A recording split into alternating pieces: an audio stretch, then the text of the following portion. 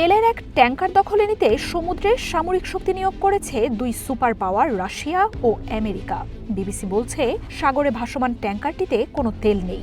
তবে আটলান্টিকে ভাসতে থাকা ভেনেজুয়েলার তেলের জাহাজটি নিয়ে মুখোমুখি হয়েছে এই দুই পরাশক্তি। মঙ্গলবার পর্যন্ত ট্যাঙ্কারটি আইসল্যান্ড ও স্কটল্যান্ডের মাঝামাঝি কোথাও অবস্থান করছিল বলে ধারণা করা হচ্ছে।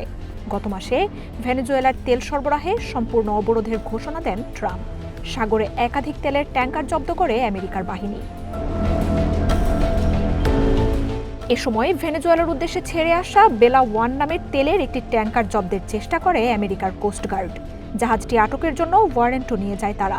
ভেনেজুয়েলার তেল সরবরাহ করলেও জাহাজটির বিরুদ্ধে আমেরিকার নিষেধাজ্ঞা এড়িয়ে ইরান থেকে তেল নিয়ে পাড়ি দেওয়ারও অভিযোগ রয়েছে।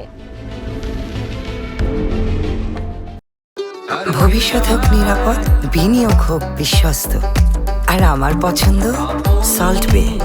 ওয়েলকাম টু সল্ট বে। তবে আমেরিকার হাতে আটক হওয়া এড়াতে নাটকীয়ভাবে গতিপথ পরিবর্তন করে জাহাজটি। নাম পরিবর্তন করে ম্যারিনেরা রাখার পাশাপাশি গায়ানার পতাকা নামিয়ে রাশিয়ার পতাকাও তোলা হয় ট্যাঙ্কারটিতে।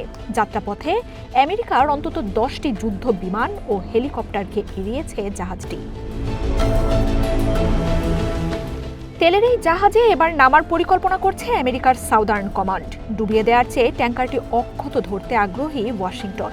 তবে জাহাজটির অবস্থানের কারণে সামরিক অভিযান ব্যাহত হচ্ছে।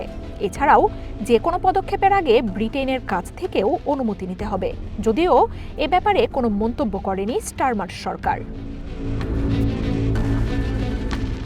আন্তর্জাতিক নিয়মে যে দেশের পতাকা নিয়ে জাহাজ চলাচল করে সেটিকে সুরক্ষা দেয় সেই দেশ। তবে নিষেধাজ্ঞা থাকায় আমেরিকার কাছে এখন তা মুখ্য নয় বলে জানাচ্ছেন বিশ্লেষকরা। এমন পরিস্থিতিতে সামনে এসেছে রাশিয়ার তৎপরতা।